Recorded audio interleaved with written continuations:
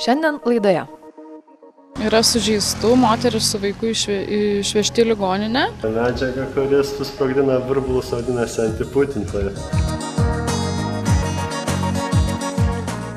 Jisai, nežinau, atsistos prie vienos šakos, norėjo savo įrodyti, kad gali ją nutempti, žodžiu aplaužė ir tą vieną šaką nutempė. Ir pamatysit, viskas bus gerai.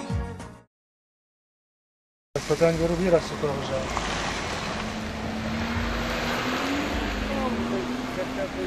Įvyko autoįvykis, yra sužeistų, moteris su vaiku išvežti į ligoninę. Taip pat nežymiai, bet yra 2 vyrukai sužeisti, bent jau mačiau kraują. Kol kas dar nieko nežinom. Manau, yra kaltas Nissano vairuotojas. Šitas galbūt todėl, kad palyta išlėkė į priešingą eismo juostą. Agnė praktikos metu daugiausiai patruliavo su pareigūnais. Čia ji tikrai gavo praktikos.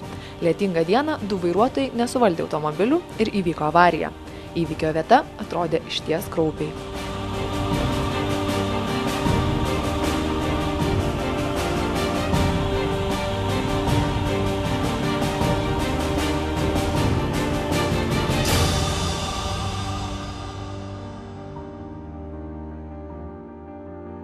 O sakyk, Agne, pamačius tokius įvykius, ar nedingsta noras tapti policininkė?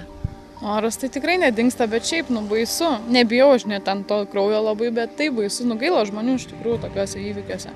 Nes matosi, kad atrodo, bent jau mano akim žiūrint, atrodo, kad jie nėra kalti, nes slidu, policijos pareigūnai bandė pačiuožinėti, tą dangą puikiai pavyko. Praktikantė talkininkavo policininkams užfiksuojant eismo įvykį ir jo aplinkybes. Tokiu būdu Agnė susipažino su pareigūnui tokioje situacijoje priklausančiais veiksmais.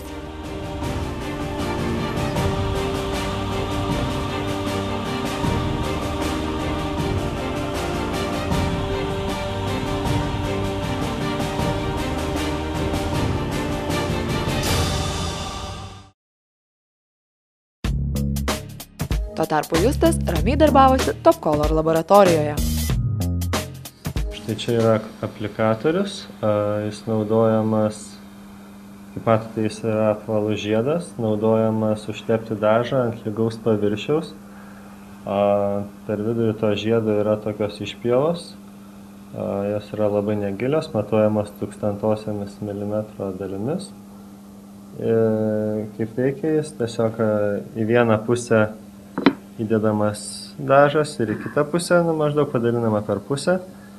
Ir tada nubraukiama ir pasilieka labai plonas dažo sluoksnis ant lygaus paviršiaus ir tada mes galime matyti, ar skiriasi tas pats atspalvis ar nelabai. Toliau galime atlikti tam tikrus testus, kuriuos dabar parodysiu.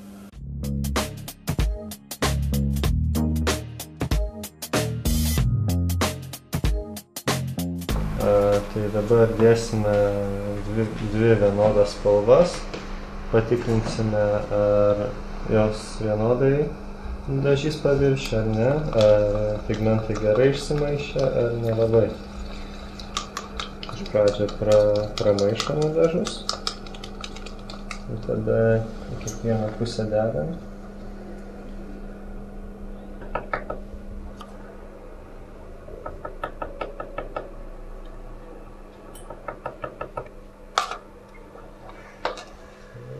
Įmame skirtingas menteles, kad nesusimaišytų dažai.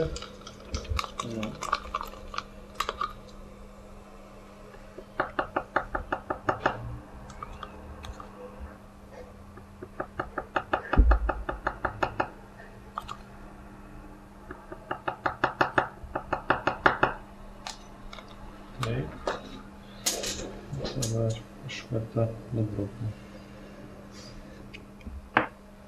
Ir matom, kad iš karto skiriasi spalvos.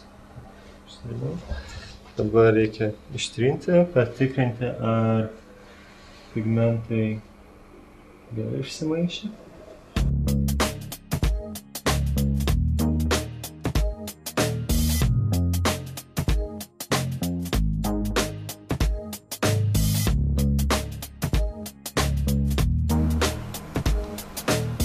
Matosi, kad Vienas dažas yra gerai išsimaišę pigmentai.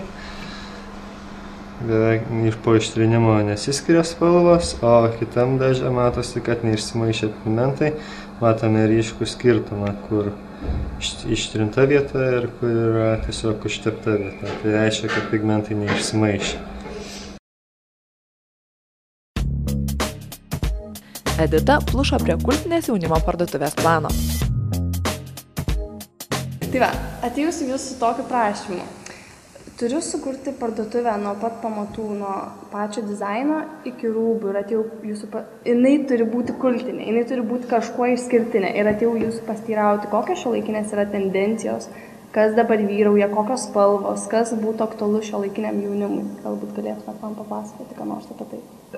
Interjeras neturėtų būti atspindėti visiškai šiuolaikinio interjero madų, nes kadangi tavo idėja yra padaryti visiškai kultinę, originalią, visiškai kitokią parduotuvės kitokį interjerą nei yra, todėl mes galvotume, kad tas interjeras turėtų būti visiškai minimalistinis, šviesių, neiššaukiančių spalvų, kad tie patys rūbai tarsi gražintų, puoštų, skambintų tą interjero net atvirkščiai. Ir dar galvam dėl apšvietimo, jeigu tau labai svarbus dalykas yra visai patalpoj bendroje apšvietimas, kur koncentruota šviesa. Ir jeigu mes galvam apie tai, kad tu nori pabrėžti tik tai rūbus, kad jie būtų dekoracija visos parduotuvės, tai koncentruoti šviesą tik į tas dalis, kur yra pagrindiniai objektai, kur yra daugiausiai koncentruota rūbų. Rūbo galerija, kaip galerija. Manot, kad daugiau turėčiau atsižvelgti tą vienetinius rūbus, ne kad rūbų po daug? Taip. O kiekvieno dydžio, kad po vieną rūbą, taip? Ne visai gal po vieną, bet tiesiog nevežti masės tų pačių. Jeigu ir kažką užveži, tai to nepabrėžti tuo, kad su jūsų štabiliuotų. Kaip jaučiuosi, taip ir atrodau. Visa susipančiojus, minčių begalybė. Atrodo, laikas spaudžia ir nežinau, gavau dar daugiau idėjų, dar daugiau žinių ir manau, čia tikrai kažkieno yra pradžia kažko kultinio ir pamatysit, viskas bus gerai.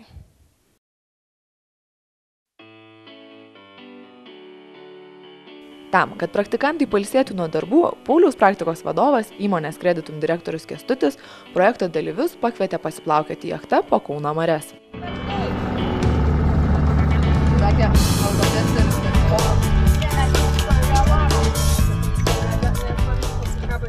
Stabdžiau mašinas, dokumentų prašiau. Vienas nedavė. Špyga rodė, kas nors tam. Ne vienas sakė, kas čia tokia, sakau, policijos rėmėjai. Tokiam sako dokumentų, tai tikrai neduosim. To taip klasiokam. Nukeiksmanai, net girdėjau, aš tai irgi. Gerai. Tai ten jam, arba jeigu normaliai sušnekės, tai įspėjimas arba nuo 30 iki 50 būtų bauda. Bet tai, kad būtume mes net nepastebėję, tai privažiavom ir jis sėdi, sako, ne, nieko neturi ir jie jau kaip ir išvažinėti ir jisai kuprinę dėjo alaus karbonkę. Ir sako, turi, jeigu kažkas slepia.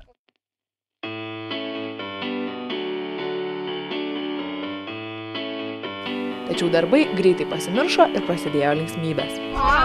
Čia skai! Prašau, tikrai. Tave viskas įkina, visi žinau, kad tu nebijau kraujo.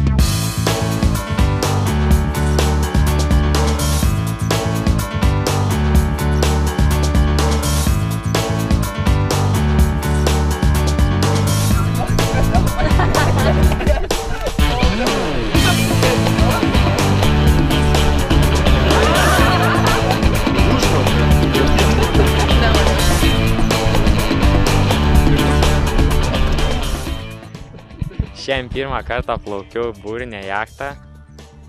Ilga buvo kelionė, net užsimaniau į tualetą ir dabar dar noriu iš tikrųjų į tualetą. Bet negalėjau aš nieko daryti ten, nes buvo kitų žmonių. Negalėjau per